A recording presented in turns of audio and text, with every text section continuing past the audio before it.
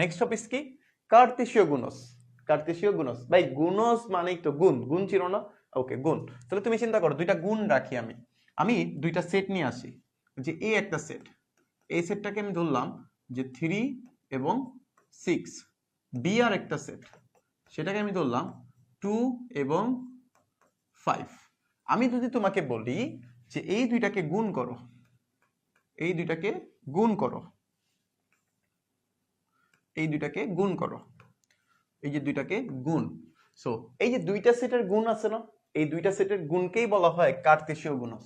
দুইটা সেটের গুণকে কি বলা হয়? কার্তেশীয় গুণজ। তো এইখানে মজার জিনিস হলো, এখানে মজার জিনিস হলো যে তুমি নরমাল গুণের মতো করতে পারবা না, যে a ইন্টু বি না, এ সেটটাকে লেখো যে এ কত 3, সরি এ কত 3,6, 3,6 গুণ বি কত 2,5। সো গুণ বলতে তো তুমি নরমালি আমরা কি জানি যে 3 এর সাথে একবার 2 গুণ হবে, 3 এর সাথে 5 গুণ হবে, 6 এর সাথে 2 গুণ হবে, 6 এর সাথে 5 গুণ হবে।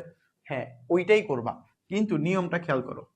প্রথমে একটা ব্রেকেট দিবা, 3 আর 2 গুণ করলে যে 6 হয় সেটা লেখা যাবে না। তুমি লিখতে হবে কেমনে, যে 3,2, আবার লিখতে হবে 3,5, আবার লিখতে হবে যে 6,2, আবার লিখতে হবে 6,5। এই যেটা দেখো সবচেয়ে সহজ উপায়।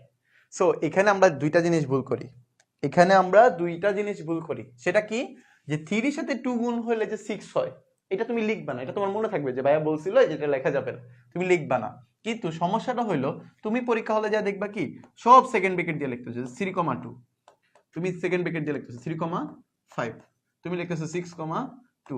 কারণ কি, তুমি তো জানো ভাই সেট, সেট মানে কি সেকেন্ড ব্র্যাকেট ইউজ করতে হবে, বাট এইখানে কি করা যাবে না, এই সেকেন্ড ব্র্যাকেট গুলা ইউজ করা যাবে না। তোমার কি করতে হবে, একটা সেকেন্ড ব্র্যাকেট আবদ্ধ করতে হবে, বাকি সবগুলা ক্রোমোজোর হিসেবে আবদ্ধ করে রাখতে হবে। সো বুঝতে পারছি সবাই যে এই যে এটা হলো আমাদের কি উত্তর। এই যে দুইটা সেটের ক্রোমোজোর বা কার্তেশীয় কোণ বললে আমরা কি করব, এই প্যাটার্নে সাজাবো, এই প্যাটার্নে সাজাবো। সবাই বুঝতে পারছো? সবাই বলো, এই প্যাটার্নে সাজাবো সবাই। ক্লিয়ার? ওকে, আশা করি ক্লিয়ার।